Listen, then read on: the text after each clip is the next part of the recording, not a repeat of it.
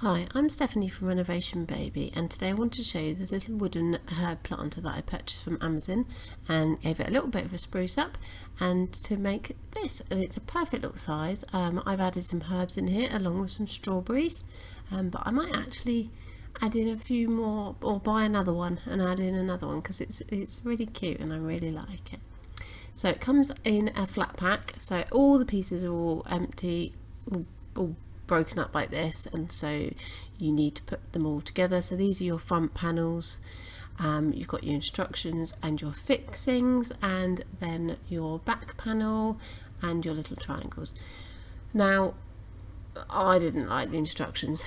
I had a right old pickle just like following the instructions because it kind of said to put all the triangles on and then put all the panels on, but we had a little bit of a problem here. It's because you need to screw on the little triangles all up the back here like this, and you come to put on the front panel like this, you actually can't get the screwdriver into there to actually get it attached. So I had already attached the bottom panel on, so that didn't work, and so then I thought, well, I need to mark them all out so that I knew. So I started doing this. Obviously that didn't work, so then I thought, well, you can make them up like this and then you can attach them on, but you need to make sure you start from the top, because then you can attach on the front end like this one. So attach one triangle section on and then work your way down, and then that seemed to work.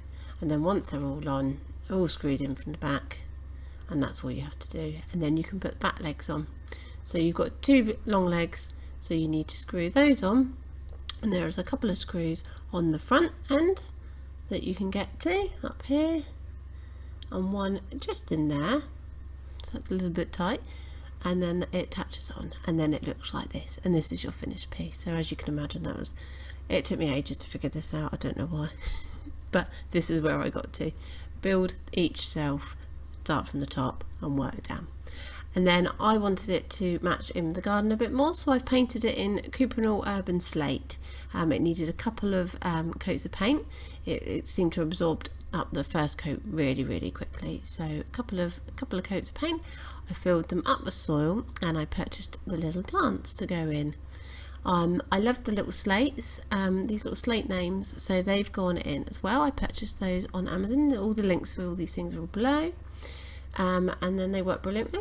I didn't have a suitable pen to start off with, so I just used like a whiteboard type pen, and obviously it washed off, but label up them like this, and it looks really cute with the little labels in, and I really like it.